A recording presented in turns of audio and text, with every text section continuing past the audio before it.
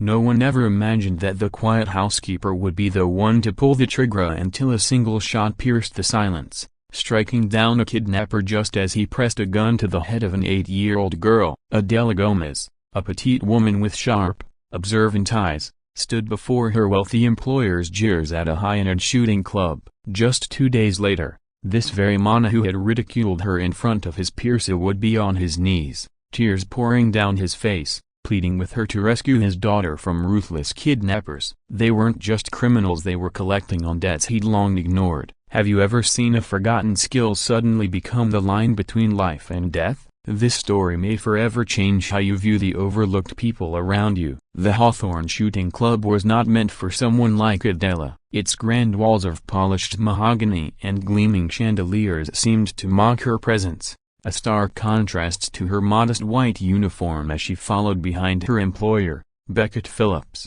and his young daughter, Bernice. With her gaze lowered, Adela could feel the judgmental stares of the club's elite, questioning why a housekeeper had entered their exclusive domain. She wasn't supposed to be here, but Bernice's nanny had taken ill, and Beckett couldn't cancel his business engagement. "Stay with Bernice in the lounge," he ordered, his voice cold and dismissive. "Don't wander. This place isn't for a broken bar, just stay close." Bernice, unlike her father, greeted Adela with an enthusiastic grin. "Can we watch them shoot, Adela?" "Please," she asked, pulling gently at her hand. Before Adela could respond, Beckett was already striding off to join a group of sharply dressed men in a glass-enclosed section overlooking the firing range. Members were lined up, taking turns showcasing their accuracy. The muffled cracks of gunfire stirred something deep inside Adela, echoes of a past she had tried to silence. Her hands twitched, remembering the familiar grip of a rifle, the feel of a trigger, the laser focus needed to hit a mark from hundreds of yards away. Their quiet moment was cut short by Beckett's angry voice. "What are you doing here? I told you to stay in the lounge." His face was flushy, though whether from anger or embarrassment was unclear. His companions stood behind him, one chuckling cruelly. "You bringing the help to Hawthorne now, Beck? What's next? The gardener at the golf club?" The others laughed. Adela's face burned with humiliation. Beckett's jaw clenched. Then, with a shift in demeanor that was both mocking and mean-spirited, he smirked. "Gentlemen, it might be fun to let my housekeeper show us what she's got. Maybe she thinks she belongs here. What do you say, Adela? Want to take a shot? I'll put 10 grand down that says you can't hit a target at 200 yards. Adela yearned to leave, to take Bernice far from the sneers and mockery, but the smugness on Beckett's face triggered something long dormant. "I accept your wager, Mr. Phillips," she replied, her voice calm and firm. "But if I win, the money goes to the children's hospital." Beckett handed her the rifle with exaggerated instruction, speaking to her as if she were a novice. But Adela took the weapon with quiet familiarity and moved confidently to the firing line. Beckett's friends watched with amused anticipation. Raising the rifle, she pressed it to her shoulder and drew a slow breath. Her finger found the trigger, and in that moment, her mind returned to a past life. Dry deserts, camouflaged uniforms, and the synchronized rhythm of elite military training. She had once been among the best, an elite sharpshooter in the Special Operations Unit. The shot rang out, then silence. Through the scope, she confirmed the bullet had landed in the bullseye. She lowered the rifle and turned. Her face was expressionless, but the reaction was immediate. Every man watching her had gone slack-jawed. Bernice clapped with glee. "That was amazing. Beginner's luck," Beckett muttered, though even he sounded unsure. "That wasn't luck, Beck," one of his companions said, stepping forward and offering Adela a handshake. "Richard Kensington, former Marine Corps." "Where'd you learn to shoot like that, Miss Gomez?" A gruff voice joined in. "She learned from the best." An older man with a rugged face approached, his name tag read Ethan Evans, a range instructor. There was something familiar in the way he looked at her, something only veterans recognize. "You handle that rifle like it's a part of you," he said. "Military, right? Not just basic training, either." Adela met his eyes. No words needed. A silent understanding passed between them. For 2 decades, she had locked that part of herself away. It had ended the day her husband, Miguel, died in a training accident. She had been one of the top sharpshooters in her unit, but after losing him to a misfire caused by a faulty weapon during a routine exercise, she had walked away from it all. Ethan's words took her back to the burning heat of Afghanistan,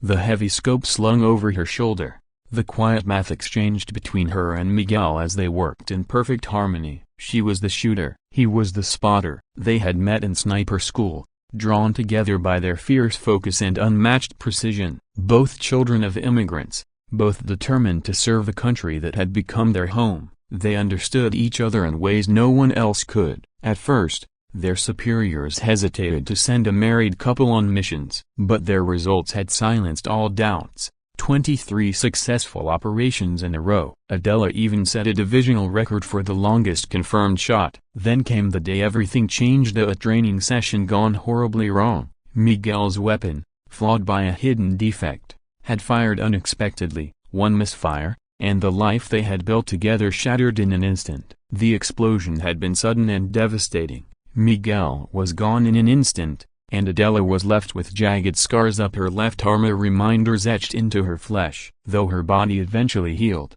the trauma lingered like a shadow. Every gunshot she heard, every weapon she touched, brought Miguel's final moments rushing back. She couldn't separate the sound from the memory, couldn't lift her rifle without seeing his face. She accepted an honorable discharge, walked away from medals and potential promotions, and chose a life of quiet obscurity. She buried herself in the most unremarkable work she could find. Becoming invisible felt like safety, like atonement. But that illusion had shattered the moment Beckett challenged her. Something deep inside her had awakened as something she had spent years trying to suppress. "Time to pay up, Mr. Phillips," Adela said softly, her voice snapping her back to the present. "The Children's Hospital will make good use of your donation." Beckett's jaw clenched. His pride wouldn't let it end there. "Double or nothing," he snapped. 400 yards this time. No one's that lucky twice. 3 sharp cracks echoed through the range. Each shot hit dead center. Flawless. Beckett's face flushed a deep crimson. "This is outrageous," he growled. "You've embarrassed me in front of my colleagues." His voice dropped. Venomous. "You're fired." Effective immediately. Bernice gasped and clung tightly to Adela's hand, her blue eyes brimming with tears. "No, Daddy, you can't." "Who will take care of me?" The child's distress clearly struck a nerve. Beckett wavered, then relented, albeit coldly. "Fine, you have until the end of the week." He turned away without waiting for a response, gesturing curtly for his entourage to follow him back toward the club's private lounge. As they left, something caught Adela's attention: a black van idling in the parking lot, parked at an awkward angle. Its windows were tinted, but she spotted 2 men inside, both pointing cameras toward the club's entrance. One of them zoomed in on Bernice specifically. Adela moved instinctively, stepping between the girl and the vehicle, her body blocking the line of sight. On the drive back to the Phillips estate, the same van appeared again, keeping a careful distance, but unmistakably trailing them. Her instincts screamed that this wasn't random. Beckett Phillips was tangled in more than just ego and debt. Something darker was at play, and it was closing in on his daughter. Tension gripped the household in the days following the shooting club incident. Beckett became colder, more spiteful. He deliberately assigned Adela the most menial chores, often treating her as if she were invisible. Bernice, however, had grown even more attached. She followed Adela like a shadow, curiosity bubbling in her every word. "Were you really in the army? Did you fight in wars?" Her questions came with the relentless wonder only a child could possess. One afternoon, while Beckett was out, Adela took Bernice into the backyard and taught her a few simple self-defense techniques. "Not that you'll need them," Adela said, smiling gently, "but every young girl should know how to protect herself." What she didn't say aloud was that her concern about the black van had only deepened in recent days. That evening, Beckett returned home unexpectedly. He caught them mid-lesson. "What the hell is this?" he exploded. "Are you turning my daughter into some kind of street fighter?" Adela stepped between them, calm but firm. "I'm teaching her basic self-defense. It's a valuable skill." Beckett's face twisted with fury. "I don't pay you to teach. I don't pay you to think. Pack your things. You're leaving in the morning." Bernice burst into tears and wrapped her arms around Adela. "No, Daddy. Please, Don't make her go. The other nannies don't care about me, they only want your money. Her words hit Beckett like physical blows. What are you afraid of, princess? He asked, crouching down to meet her eyes. The men who come here at night, she whispered. The ones who make you mad. I hear you arguing with them when I'm supposed to be asleep. They say terrible things, a broken bar, what they'll do if you don't pay. Beckett's expression crumbled. The carefully maintained facade of control and wealth was falling apart. Later that night, after Bernice had gone to bed, Adela passed by Beckett's study. Through the slightly opened door, she overheard his strained voice on a phone call. I don't have that kind of money, Beckett pleaded, his voice raw with desperation. The market crash wiped me out. The banks have cut me off. I just need more time. Adela, listening just outside his study, heard the reply through the phone speaker. The voice on the other end was cold and unmistakably threatening. Saturday, Westlake gas station, 2 p.m. Bring the money, or we take something of equal value. The threat wasn't vague. It was direct, and Adela's heart sank. It confirmed everything she'd feared. Bernice was at risk, not because of anything she had done, but because of her father's recklessness and unpaid debts. That night, after the mansion had fallen into uneasy silence, Adela quietly reached into the back of her closet. From beneath a row of old coats, she pulled out a small lockbox untouched for 2 decades. She opened it slowly. Inside lay her military dog tags, resting next to a time-worn photo of a younger version of herself and Miguel, both in uniform, both smiling. I'm sorry, Miguel, she whispered to the man she had loved and lost. I promised to let that life go, but there's a little girl who needs me now. At dawn, Adela drove to the Hawthorne Shooting Club. It was still quiet, dew clinging to the grass, and Ethan Evans was already waiting. Knew you'd be back, he said, tipping his head in greeting. For the next few hours, Adela threw herself into training. Her hands remembered what her heart had tried to forget: a form, breath, timing. By the end of the session, her shots were sharp, deadly accurate. She hit long-range targets with the calm precision of someone born to it. What's going on, Adela? Ethan finally asked. She told him everything about the van, the phone calls, Beckett's debts, and the ominous threats. I think they're going to take Bernice if he doesn't pay. Ethan's expression turned grim. You're talking about the Westlake crew. They're not just loan sharks anymore. They've evolved. Organized crime, extortion, kidnapping, even murder, if the money's right. Before she could respond, Adela's phone rang. It was Bernice. Adela, where are you? The girl whispered, her voice shaking. There are strange men here. They're yelling at Daddy. He sounds really scared. Adela's blood turned to ice. Go to your room.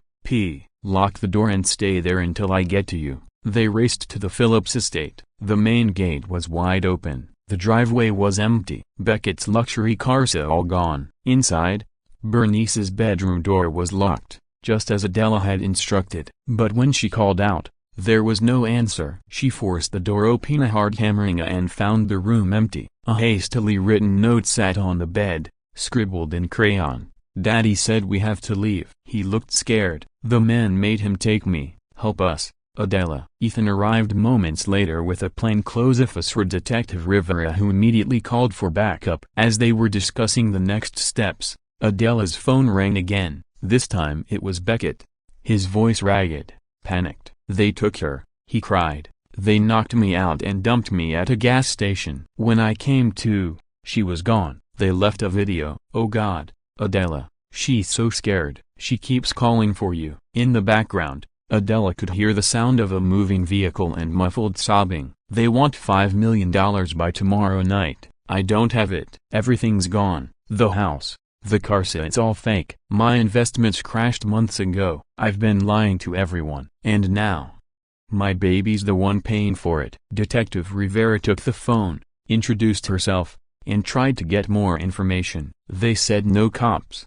Beckett said hoarsely. They'll know. They're watching. They said only Adela. If anyone else comes, they'll hurt Bernice. He hesitated. They know about her past, her training. They want her for something. Not just ransom. This is bigger. Adela felt a chill settle into her bones. Whoever was behind this had been watching the Phillips family for longer than she'd realized, maybe even before that day at the shooting club. Rivera ended the call and turned to Adela with a solemn look. "I can't officially approve whatever it is you're about to do.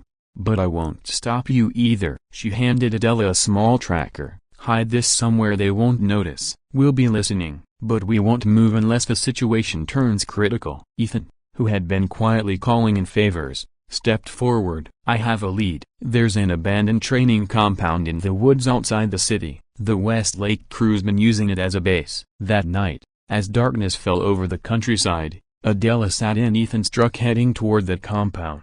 She was armed again, prepared in a way she hadn't been in years, ready to do whatever it took. Beckett had insisted on coming. No one wanted him there, but he wouldn't be talked out of it. "She's my daughter," he said quietly. "This is all my fault, my lies, my debt. I need to help get her back, even if it kills me." From a ridge overlooking the compound, they took in the grim sight below. The facility loomed, half swallowed by forest, every shadow seeming to whisper of danger. Using night vision binoculars, Adela surveyed the compound below. The main structure glowed with interior lights, and armed men patrolled the perimeter at regular intervals. But what caught her attention most was a small, isolated cabin, guarded by two men posted firmly outside its only entrance. "That's where they're keeping her," Adela murmured. As they watched, her phone buzzed with a new message. No name, no context, just a video. She played it. Bernice appeared on screen, sitting on a narrow cot inside what looked very much like the cabin below. Her face was streaked with tears, but her voice was steady. "They said to send Adela," she whispered into the camera. "They promised they won't hurt me if she comes alone. They said she has skills they need." Attached to the video was a single chilling message: "Midnight tomorrow. No cops, no military. The woman comes alone, yeah, or the girl dies." "It's a setup," Ethan said bluntly. "They'll use her to manipulate you. Whatever they want you to do, they'll force it. Then kill everyone afterward." Adela nodded, her thoughts already miles ahead. "I know, but this may be our only shot at getting close to her." She knelt beside Ethan's gear bag, pulling out a comms earpiece, a compact night vision monocular, and a sniper rifle. "I'm going in, not now, and not the way they're expecting." Beckett watched her, stricken. His voice cracked as he spoke. "I've treated you terribly," he confessed. "Dismissed you. Like you were nothing, but now, you're the only one who can save her." Adela met his gaze without flinching. "I'm not doing this for you, Mr. Phillips. I'm doing it for Bernice. She's a child. She deserves a future." She paused, her voice firm. "But when this is over, when she's Safia, you and I are going to have a serious conversation. About respect. About seeing people for who they are, not what job they have." With time running short, they finalized the plan. Ethan would create a distraction to control detonations from materials in his truck. Beckett would drive to the main gate at the designated time, posing as a frantic father with news of the explosions. Meanwhile, Adela would slip in from the west, using the woods as cover. As night blanketed the forest, they moved into place. Dressed in black, carrying only essential gear, Adela began her quiet descent through the trees. The forest felt familiar, almost welcoming. It was as though the past she buried for 20 years had been waiting for this moment to come alive again. At exactly 11 o'clock p.m.A. An hour before the deadline, Ethan triggered the first blast on the far eastern edge of the compound. The explosion ripped through the silence, shaking the trees. Two more followed in rapid succession, sending guards racing toward the disturbance. When a fourth blast struck, Adela moved. She sprinted low and fast from one patch of cover to the next, navigating the terrain with methodical precision, edging closer to the cabin. At the same time, Beckett timed his entrance. His SUV barreled up the dirt road and halted at the front gate, headlights blinding the remaining guards. "I want to speak to whoever's in charge," he shouted, stepping out with hands in the air. "I have information about the explosions and I want to see my daughter." His voice struck the perfect balance, urgent, scared, and demanding, pulling attention exactly where they needed it. As Adela neared the cabin, a new unease settled in. The two guards stationed outside hadn't budged. Even with all the chaos around them, they stood firm. It was as if they'd been told exactly where trouble would come from. Had someone leaked the plan? Pressing her back against the wooden exterior of the cabin, Adela listened closely. Voices inside. "Your father's arrived, right on time," a man said smoothly. "And I'm sure your dear nanny isn't far behind." People liked Amos so predictable. Bernice's reply was muffled, but there was steel beneath her fear. "Adela's not just a nanny. She's a soldier, and she's better than you." A cold chuckle echoed in response. "We're counting on that, little one. Her skills are exactly why this was orchestrated. We need her for a job, one that demands full compliance. That's where you come in." This wasn't about ransom alone. It was a setup to blackmail Adela into service via her military training, the true prize. Suddenly, another wave of explosions rocked the compound, a larger, louder, more chaotic. One of the guards by the cabin took off toward the main building, leaving just one man on watch. Adela studied him carefully. His posture was disciplined, at a center of gravity forward, eyes constantly scanning, hand always near his weapon. This was no street-level thug. He was trained, possibly former military, maybe special forces, and he was the final barrier between her and Bernice. It would take flawless timing. Adela remained hidden, counting the seconds between each turn of the guard's patrol. Every 45 seconds, like clockwork, he checked his watch, likely syncing with others via radio. A precise rotation, likely part of a broader coordinated schedule. Just as he pivoted for his next sweep, she moved, emerging from the shadows without a sound. Her motion was fluid,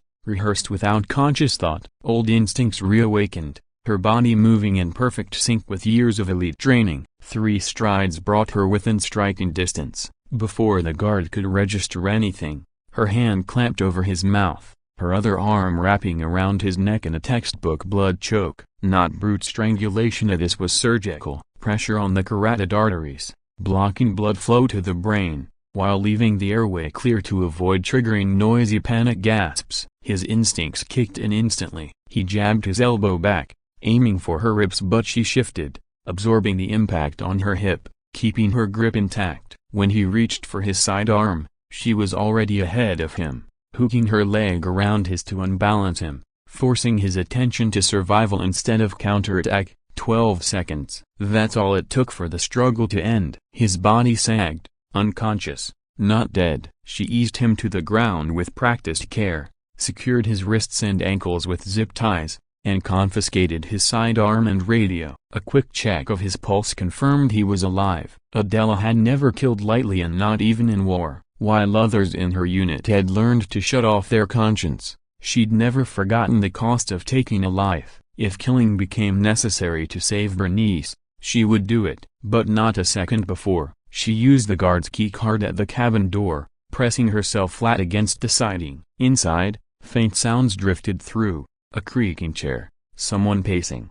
Bernice's soft sniffles. Adela inhaled deeply, calming her mind. She mapped the interior mentally. Judging from the exterior, the room was roughly 15 by 20 feet. The door would open inward. Anyone inside would naturally look toward a brief but critical window. She slid the card through the reader. The lock disengaged with a soft click. With her body still pressed against the wall, she eased the door open with her left hand, gun at the ready in her right. When no response came, she pivoted into the doorway, pistol raised in a flawless two-handed grip. She scanned the room with a soldier's eye. Bernice sat on a cot, her eyes wide but unharmed. Next to her stood Amana, tall, lean, and calm. His grip on the gun pointed at Bernice was casual, almost relaxed, but the danger was unmistakable. He wasn't like the guard outside. This man held authority. His designer suit fit perfectly. His posture exuded confidence. And his eyes, they were cold, calculating, predatory. He smiled when he saw her. Right on time, Sergeant Gomez. Her blood ran cold. That name, that rank. He knew who she was, and not just her current identity, but her history, things that should have been sealed, buried. Or do you go by a miss now?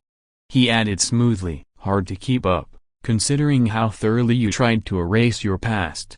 Bernice whimpered and reached out instinctively toward Adela, only for the man to tighten his grip on her shoulder. Not yet, he said softly. We have business, you and I. The girl froze, her eyes locked onto Adela with unwavering faith. Despite everything, despite her fear, her expression said it all. I believe in you. Adela didn't let it show, but inside, The fire lit. She kept her tone even. "What do you want?" The man's smile widened. His teeth were unnaturally perfect. "What every ambitious organization wants: elimination of obstacles. There's a federal witness scheduled for transfer tomorrow night. He plans to testify against us." Names, details, very inconvenient. He gestured to a folder on a nearby table. "Your job is simple. 1 bullet, 1 clean shot, just like old times." His voice was disturbingly calm, as if discussing a shipping invoice. "The folder has everything: a transport schedule, security measures,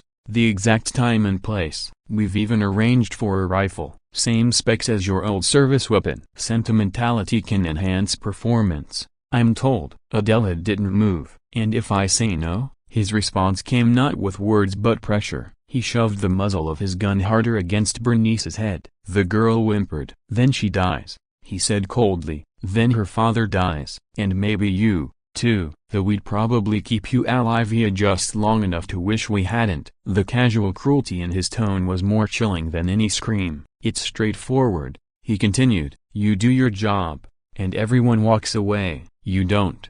And they don't." Adela understood now. This wasn't just a hit. It was a recruitment tactic, an initiation. Once she pulled that trigger, she'd be tied to them, complicit, controlled. They would own Hero whether as an asset or liability to be disposed of later. The weight of that choice crushed down on her. Take the shota and become a killer once more. This time not in war, but in cold blood. Or refusing and watch a child die for her defiance. There were no good choices, only degrees of danger. No clear path to safety. Just when it seemed the situation had reached its bleakest point, a sudden commotion erupted outside. Raised voices, the crash of shattering glass, and then a single sharp gunshot. The man's eyes flicked toward the window just for an instant, but it was enough. In that heartbeat of distraction, Adela moved. She surged forward with explosive power, closing the distance in a blur. The man hadn't expected her to act so decisively, and the surprise cost him. His gun fired, but her momentum had already knocked his aim skyward. The shot punched a hole through the ceiling. Harmless, Bernice screamed, but to Adela's pride, the girl reacted with perfect discipline, rolling beneath the cot, just as she'd been taught. "Make yourself small, find cover, don't come out until I say it's safe." Fully committed now, Adela engaged the man in brutal hand-to-hand combat. Her focus narrowed to the weapon and the threat it represented. Her hands targeted precise joints and pressure points along his wrist and thumb. Unlike the perimeter guard, this man was trained. He rotated his arm to counter her grip and brought his knee up toward her core in a practiced strike. She twisted away, redirecting his force against him and compromising his stance. Despite the time she'd spent away from battlefields, her combat instincts had not dulled. The rhythm of movement returned with razor-sharp clarity. It was a deadly choreographed attack, counter, exploit executed with ruthless efficiency. She felt the telltale shift in his wrist at the moment when leverage met resistance, and then the snap. The gun dropped from his hand, clattering to the floor. Rather than dive for a mistake amateurs often made, Adela kept her advantage. She drove her knee into his solar plexus with surgical accuracy, collapsing his breath in a single blow. As he doubled over in shock, gasping reflexively, she seized the back of his head in both hands and brought it sharply down against her rising knee. The impact was devastating, but controlled, enough to knock him out cold, but not enough to cause lasting injury. He crumpled to the ground, unconscious. Blood trickled from his nose and a split in his lip. Only then did Adela retrieve the gun, checking the chamber and safety before holstering it at her waistband. The fight had lasted less than 20 seconds, but the adrenaline had stretched each moment into crystalline sharpness. With the threat neutralized, her body began to register the aftermath, the ache in her arms from blocking strikes, the tightening fatigue of muscles pushed to their limit. "Bernice, we need to go," she said, reaching a steady hand toward the cot. The girl emerged slowly, pale but astonishingly composed. Her wide eyes fixated on the man lying unconscious on the floor. "You beat him," she whispered, voice full of awe. "Just like in the movies." Despite the urgency, Adela allowed herself a faint smile. "Not quite like the movies, Pika. In movies they stay knocked out for hours. In real life, he'll wake up in minutes." "That means we move now," She quickly secured the man's wrists and ankles with zip ties, then gagged him using a strip torn from her undershirt to prevent him from calling out when he came to. She grabbed the folder from the table, the one outlining the assassination plot. They would need that evidence later. Adela led Bernice to the door and carefully peeked outside. Chaos had erupted in the compound. Fires flickered in the distance, and men ran in confused directions. The route to the tree line was briefly unguarded. It was their chance. "Ready to run?" she asked, gripping Bernice's hand tightly. The girl nodded, her jaw clenched in determination even as tear stains marked her cheeks. Together, they slipped from the cabin and darted toward the dark embrace of the forest. But safety was still uncertain, and Beckett, wherever he was, might be in danger. As they reached the first line of trees, Adela made a decision, one that changed everything. Instead of continuing toward the planned rendezvous point, she pivoted, pulling Bernice with her, back toward the compound, toward the danger. They couldn't leave Ian, not without Beckett. He had risked everything to protect his daughter, and Adela wouldn't abandon him now. From her position at the edge of the forest, she spotted him. Under armed escort, Beckett was being marched across the compound's central clearing toward a black SUV idling near the main gates. At his side walked a broad, barrel-chested man with a shaved head of Victor Clav, the known leader of the Westlake crew. Adela recognized him immediately from past intelligence briefings. He was speaking with sharp, animated gestures, his anger evident even from a distance. "Stay here," Adela whispered, turning to Bernice. She guided the child into a shallow hollow beneath a fallen tree, covering her with branches and pine needles for camouflage. "No matter what happens, no matter what you hear, do not move from this spot. I'll come back for you, I promise." Bernice looked like she wanted to protest, but something in Adela's voice, quiet and absolute, silenced her. The girl gave a small nod and pressed herself into the hiding place. Adela turned away, already scanning for higher ground. Her eyes landed on the old, abandoned watchtower overlooking the compound. Perfect. Without hesitation, she sprinted low through the underbrush, circling to the blind side of the structure. In seconds, she scaled it, each movement silent and sure, muscle memory guiding her up the rusted ladder. At the top, she set her borrowed rifle across the ledge and began prepping her shot with the swift,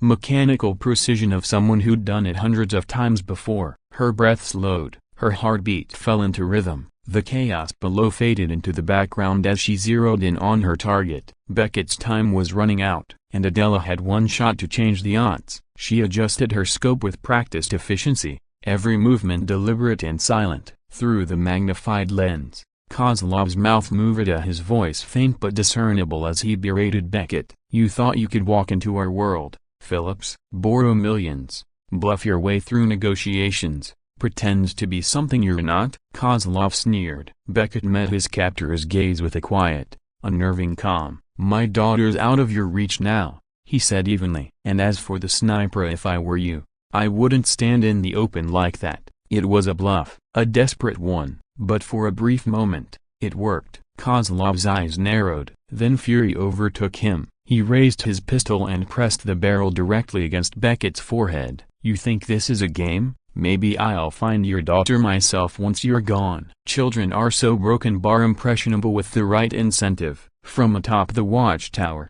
Adela locked in, time fragmented into crystalline shards. Her breathing slowed to 4 seconds in. Hold for 4 seconds out. The pattern was muscle deep, something ingrained during years of sniper training. She felt the chill of the rifle's metal cheek rest, factored in the moisture in the air, noted the westerly breeze, enough to push her bullet 2 inches off course at this range. But none of it required thought. Her body handled the math. Her mind entered a state of pure focus. Through the scope, Kozlov's face filled her vision, a slick with sweat, mouth twisted with hate, finger beginning its fatal squeeze. She had less than a second. Her finger hovered over the trigger, and 1,000 thoughts collided in that infinitesimal moment. She could aim for center mass, a guaranteed hit, a quick kill, but it would mean becoming the killer again, the soldier, the weapon, or a broken bar. She could take that shot, the one that had earned her a medal long ago, the shot that demanded perfection. One breath, one heartbeat. Mueller's voice echoed in her memory, a whisper from another life. "Trust your instincts, Cora. When the moment comes, don't think." She didn't.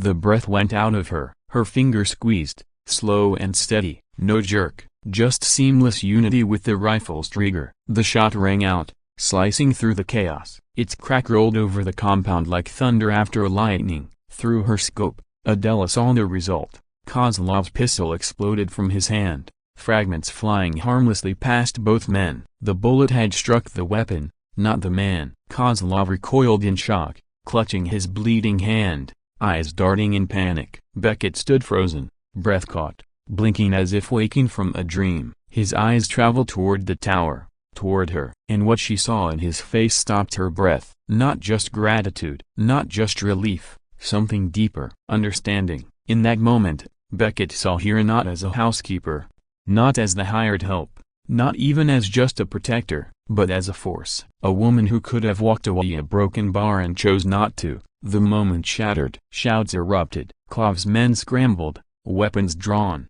frantically searching for the source of the shot. Adela didn't wait. She left the rifle at Ethan's, traceably, and climbed down the watchtower quickly and silently. She had bought time, nothing more. Staying low, she moved across the compound, shadows cloaking her progress. Ethan's diversion was still unfolding. Of fires, panic, sirens wailing through the smoke. She spotted Beckett again, now struggling to flee, hands still bound. He moved in a half-run, weaving awkwardly. Klov had recovered his composure and was barking orders. "Lock it down, find the sniper, and bring her to me alive," he roared, gripping his injured hand. "Phillips dies tonight, but the woman, she has skills we can use." That sent a cold jolt through Adela. She couldn't let them get to him or her. She intercepted Beckett near the edge of the parade ground, yanking him into the darkness behind a storage shed just as sweeping spotlights cut across the open space. "Adela!"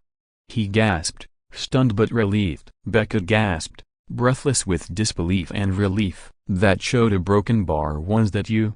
he managed. "Where's Bernice? Is she safe?" Adela sliced through the zip ties at his wrists with a pocket blade, her fingers brushing briefly against raw, abraded skin, evidence of his desperate efforts to break free. "She's in the forest," she said quickly. "Hidden." "She's safe, but we have to move now." They had barely begun to edge toward the tree line when a voice rang out behind them. "Leaving so soon? The party's just getting started." They spun around. Klov stood only a few yards away, rifle in hand, the muzzle pointed directly at Beckett. "I'm impressed, Sergeant Gomez," he said coolly. "Taking out my pistol like that, a clean, controlled. You had a kill shot and passed it up. Admirable, but a mistake in our business." He stepped forward, his smile cold as winter steel. "You should have finished the job." He began to squeeze the trigger. Adela moved without thinking. She dove, tackling Beckett to the ground, her own weapon already in hand, the one she'd taken from the cabin. Instinct and training took over as the world slowed to a crawl. She fired 2 shots in rapid succession. The first struck Klov in the shoulder,